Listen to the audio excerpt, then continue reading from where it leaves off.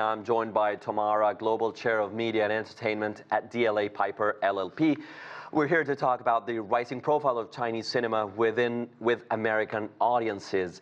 Sir, first, I'd like to get your take on what's going on internationally with Chinese movies. Hi, Diego. Well, thanks for having me on and having me join you to kick off the top of the hour. So the Chinese movies have started to resonate in a significant way with international audiences. And I think a lot of this has been driven by the quality of the films improving significantly due to technological advances, but also just pure advancements in the skills and the abilities of Chinese filmmakers. And of course, probably most importantly is, with any film, is having international appeal. So stories and themes that resonate with international audiences in ways that bring folks into the movie theaters and put those bums in the seats. You have touched on many interesting points. First, I'd like to, those international themes could fall flat or not be distinctive enough. What is distinctive about about the Chinese movie industry from your point of view?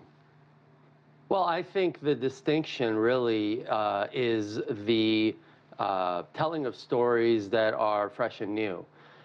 In Hollywood, the stories tend to move around in an echo chamber, and we'll kind of hear the same themes and stories that are developed and eventually hit theaters. And I think when you go into the international markets, and Korea is another great example, there are new stories and fresh ideas that haven't been told before that make their way to the screens, and I think that really resonates with audiences. They want to see something fresh and new and different.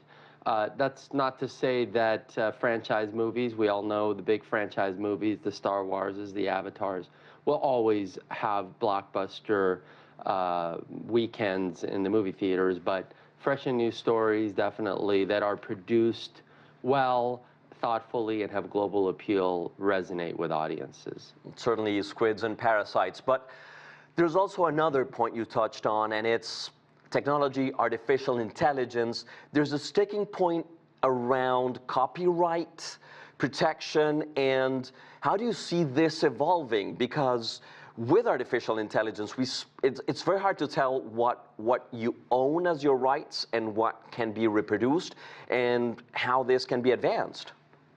Well, you're correct. I mean, the state of artificial intelligence and the intersection with artificial intelligence and the creation of copyrighted works is uncertain still. There's a patchwork of legal cases and legislation around the world that don't fully clarify what the state is at the moment. In the United States, for example, the Copyright Act of the United States currently mandates, and this is the interpretation by the Copyright Office, that works that are not created by humans are not protected under the Copyright Act. But there's still a lot of evolution happening, both in law and in practice. We'll certainly have to see. Tom Ara, thank you very much. Great having you.